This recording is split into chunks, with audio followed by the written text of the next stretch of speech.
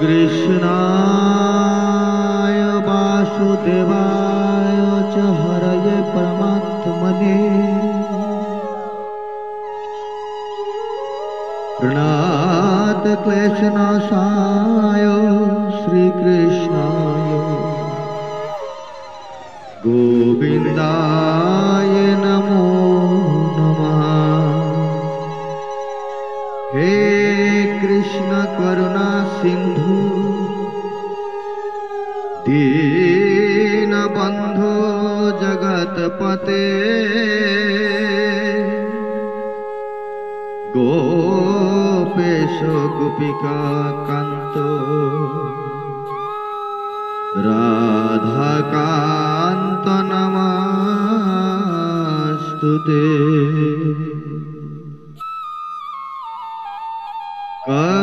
करोति वाचालं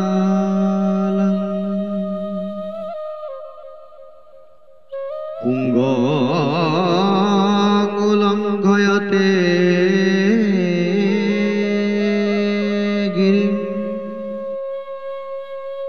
यत्कृपातमहं वन्दे परमानन्दमाधवम्।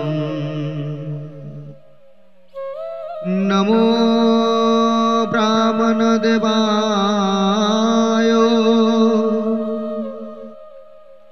गोब्राह्मणहिताय च जगद्धिताय श्रीकृष्ण गोविन्दाय नमो नमः। तप्त कांचन गौरांगे राधे वृंदावनेश्वरी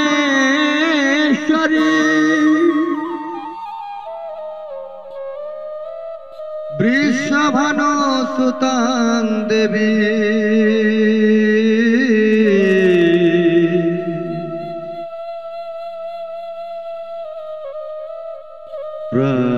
प्रणमामि हरि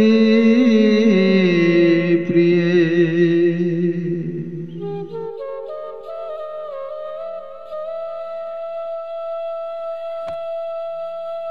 नमस्कार। उपस्थित साधुगुरु वैष्णव एवं भक्तिमती मायेरा और अनंत कोटि ब्रह्मांडेर साधुगुरु वैष्णव महाजन महात्मा समस्त ऋषि श्रेष्ठ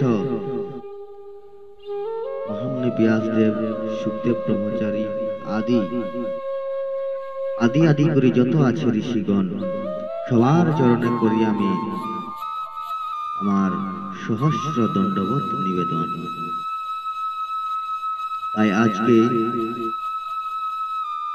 প্রতিদিনের মতো সেই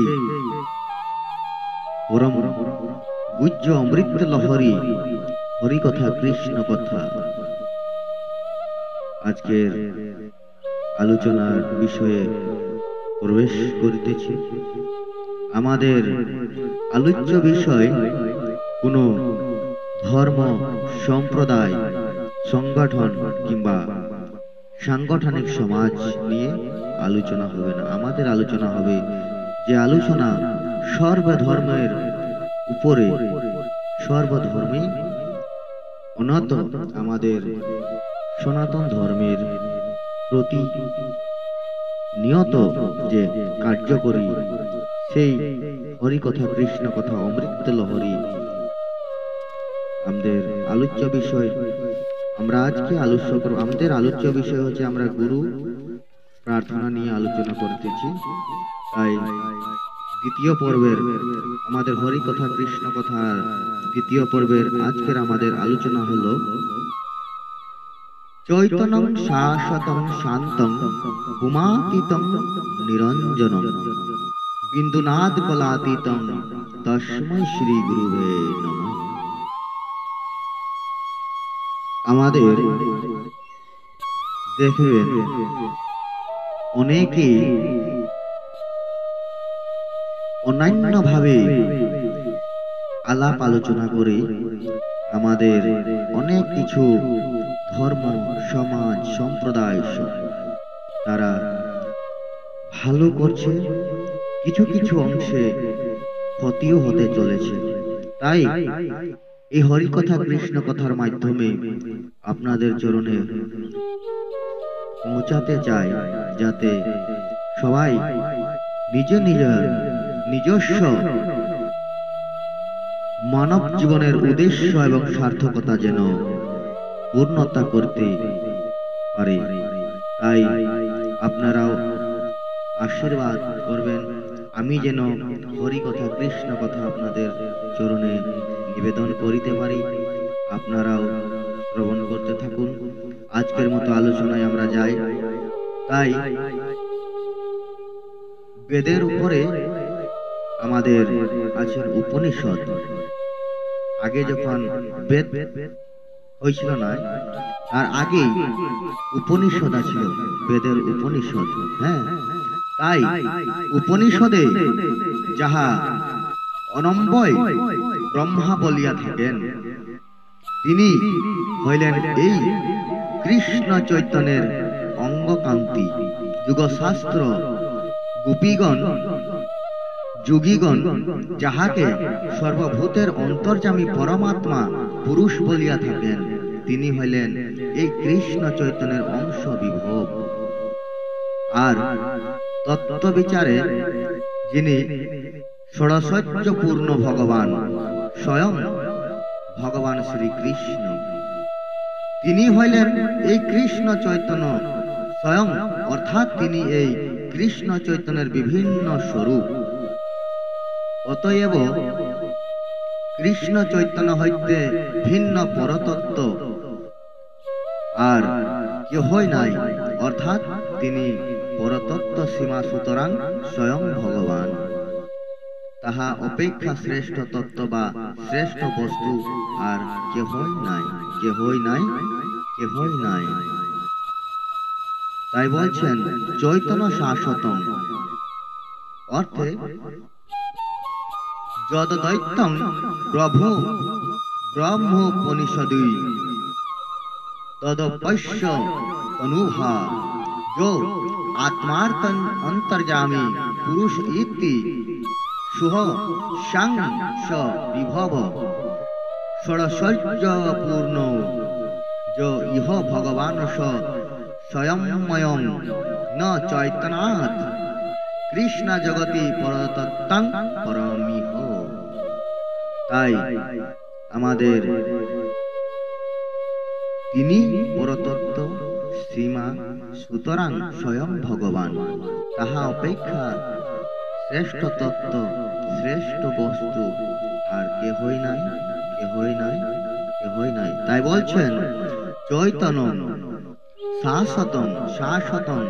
বহুকাল পূর্বে, বহু গল্পের গৌর অবতারের পর হইতে বর্তমান গৌরাবতার পর্যন্ত এই বহুদিন ধরিয়া পূর্বে, অর্থাৎ শ্রীকৃষ্ণ অবতারেও যাহা অর্পিত হয় নাই, উন্নত উজ্জ্বল রসময় নিজের প্রীতি প্রদর্শিত প্রেম ভক্তিরূপ পরম ধন বা ব্রজ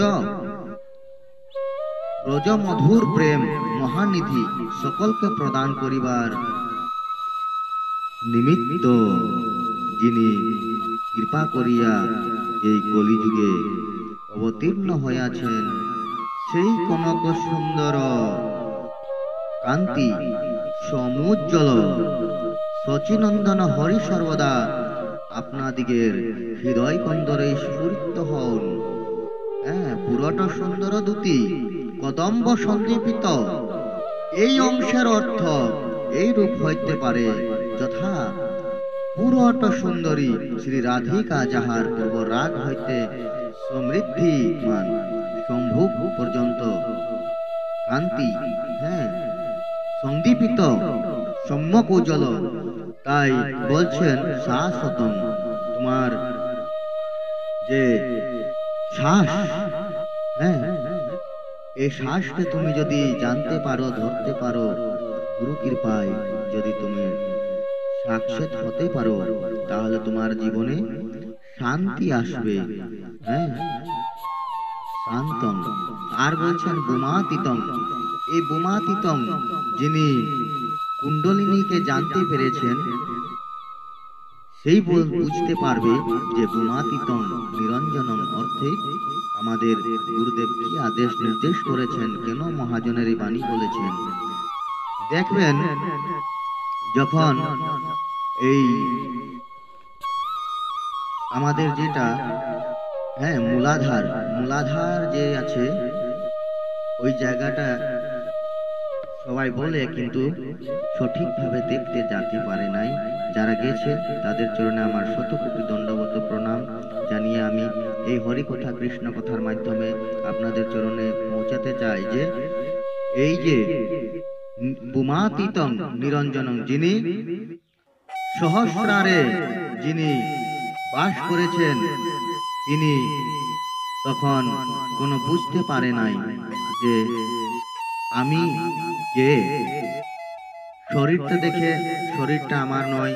যখন সহস্রারে তিনি যান তখন তার মস্তকটাও দেখতে পাই নাই। হ্যাঁ, শুধু দেখতে পাই হৃদয় মন্দিরে শুধু একটা বিন্দু মাত্র কিছু জ্বলিতেছে। তাহলে আমার এই শরীরটাও নেই, আমার মস্তকটাও নেই, কোনো কিছু নেই, কিছু দেখতে পাচ্ছে না।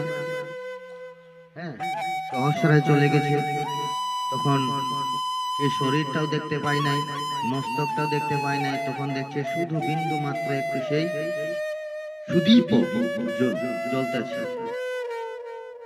তাই বোমাতীতম নিরঞ্জনম, সেই বোমা অর্থে শূন্য, বোম অর্থে শূন্য, শূন্য অর্থে আকাশ। সেই আকাশ আমাদের যে মানব জীবনের সার্থকতা, সেই কুণ্ডলিনীকে জাগৃত করে যিনি সহস্রারে খেলা করতে পারেন বা যেতে পারেন, সেইখানে নিরঞ্জনের সেই নীর জল, সেই জলের জ্ঞান কিংবা জলের অঞ্জন, তাকে স্মরণ করে বলছেন বোমাতীতম নিরঞ্জনম। আর বিন্দুনাথ কলাতীতম, এই যে বিন্দু দর্শন করতে পারবেন, ওইখানে বিন্দু কি বস্তু, বিন্দু হতে আসা, বিন্দু হতে যাওয়া, বিন্দু বিন্দু কথা বলেছেন মহাজন। হ্যাঁ, বিন্দুনাথ কলাতীতম, বিন্দু পতনং মরণং, হ্যাঁ, বিন্দু ধারণং জীবনং। তাই মহাজন বলছে বিন্দুনাথ কলাতীতম, তুমি বিন্দুকে যত যত্ন করবে তবে ততই তোমার কলা থাকবে। তাই বিন্দুনাথ কলাতীতম, হে গুরুদেব, আমার বিন্দুকে, হ্যাঁ, শূন্যে যাওয়ার, সহস্রারে যাওয়ার, নিরঞ্জনকে দর্শন করবার, হে আমার চৈতন্যকে, হ্যাঁ, ঠিক রেখে, আমার শ্বাস প্রশ্বাসকে ঠিক রেখে আমার জীবাত্মার শান্তি রাখে। হে গুরুদেব, তোমাকে আমি বারংবার শরণাগত দণ্ডবত প্রণাম করি। তস্মৈ শ্রী গুরুবে নমঃ। তাই আজকের আমাদের আলোচ্য বিষয় হলো চৈতন্যং শাশ্বতং শান্তং বোমাতীতম নিরঞ্জনং বিন্দুনাথ কলাতীতম তস্মৈ শ্রী গুরুবে নমঃ। হে গুরুদেব, তোমাকে আমি একমাত্র স্মরণ করি। গুরুই জগৎ, জগতেই গুরু, তুমিই সর্বস্ব। তাই আজকের হরিকথা কৃষ্ণ কথার আলোচ্য বিষয় আমরা এইখানেই সমাপ্ত করি। আর পরবর্তী আমাদের এই হরিকথা কৃষ্ণ কথার জন্য প্রস্তুত থাকেন। আমরা প্রতিদিনের মতো আনতে চেষ্টা করব। আশীর্বাদ করেন আপনাদের চরণে যেন আমি হরিকথা কৃষ্ণ কথা আমার এই হ্যাঁ চ্যানেলের মাধ্যমে আপনাদের চরণে পৌঁছাতে পারি। তাই আজকের মতো হরিকথা কৃষ্ণ কথা এইখানেই সমাপ্ত করি। জয় নিতাই গৌর হরি বল, হরি বল, হরি।